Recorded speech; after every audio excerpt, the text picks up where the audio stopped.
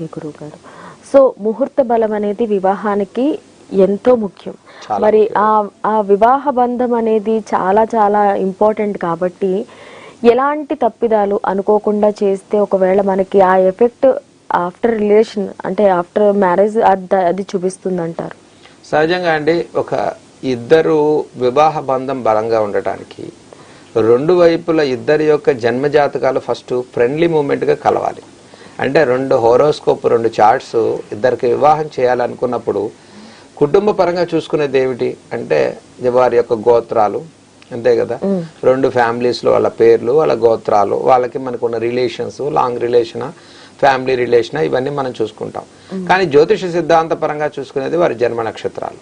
ఆ నక్షత్రాలు రెండు కలుస్తున్నాయా, రాసులు రెండు కలుస్తున్నాయా, లగ్నాలు రెండు కలుస్తున్నాయా, లగ్న అధిపతులు కలుస్తున్నాయా, గణాలు కలుస్తున్నాయా, నాడులు కలుస్తున్నాయా, మరి దీర్ఘపొంతన కలుస్తుందా, ఇట్లా 36 పాయింట్లతో మనం ఒక కంపాటబిలిటీ అనేది ఇద్దరు హోరోస్కోప్ లో చూస్తాం.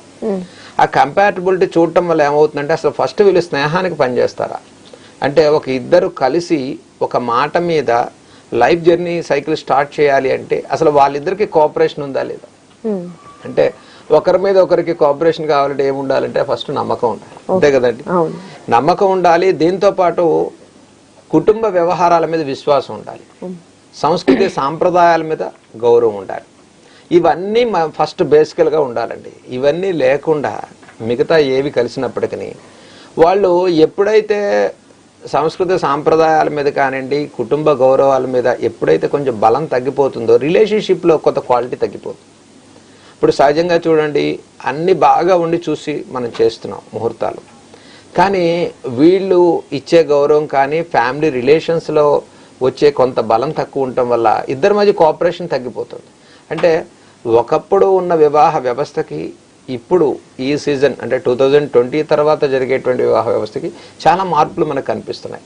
అంటే దీనికి మన ముహూర్తమే ప్రధానం. అంటే అసలు ఫస్ట్ కావాల్సింది ఏవి ఉన్నా లేకపోయినా ఇద్దరికి మంచి కంపాటబిలిటీ, అంటే ఇద్దరి గ్రహస్థితుల యొక్క పొంతన అనేది చాలా బాగుండాలంటే.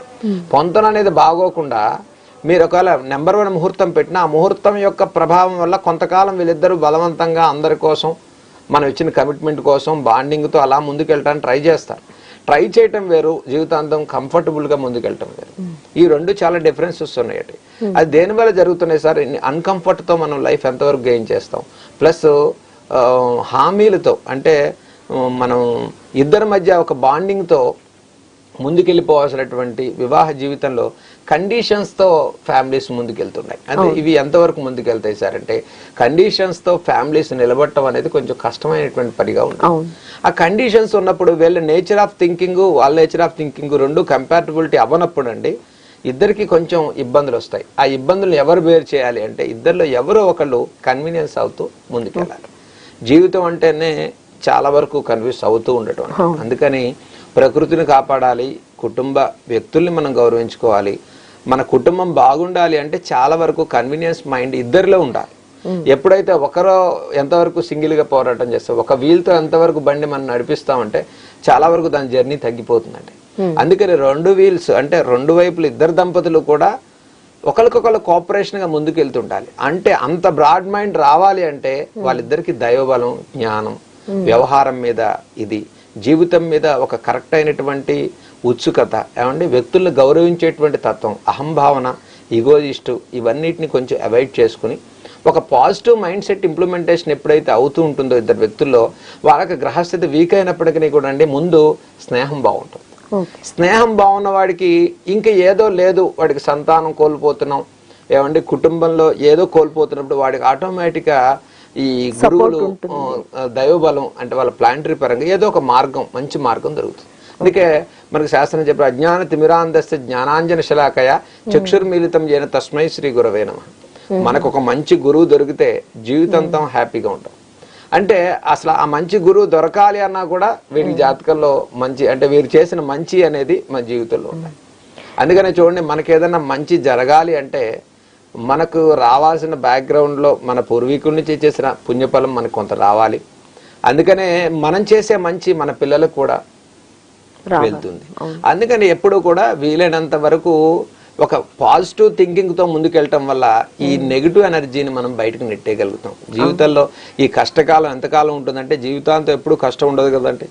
అట్లనే సుఖాలు వచ్చినప్పుడు కూడా అది ఈ యొక్క భరోసాని మనం ఆత్మవిశ్వాసం, దైవబలం, మన పెద్దల ఆశీర్వచనాన్ని మనం పాజిటివ్గా తీసుకోవాలి. కానీ వాళ్ళని మనం పక్కకు నెట్టేసి మనమే ఏదో సాధించామనేటువంటి ఆలోచనతో ముందుకెళ్ళామనుకోండి, దానివల్ల రాబోయే మనం కొన్ని ఇబ్బందులు మనం ఎదుర్కోవాల్సినటువంటి అవసరం ఉంటుంది.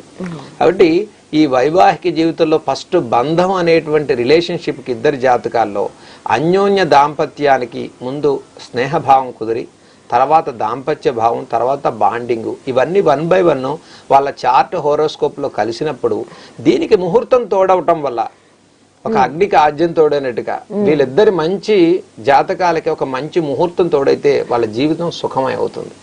ఆ జీవితం సుఖమయం అయితే ఒక కుటుంబంలో ఒక అన్యోన్య దాంపత్యమైన జీవితంలో సుఖమయ జీవితం యొక్క ప్రభావం వల్ల వాళ్ళ వంశం అంతా కూడా పురోభివృద్ధిలోకి వెళ్తుంది. అవును. కానీ చాలా మంది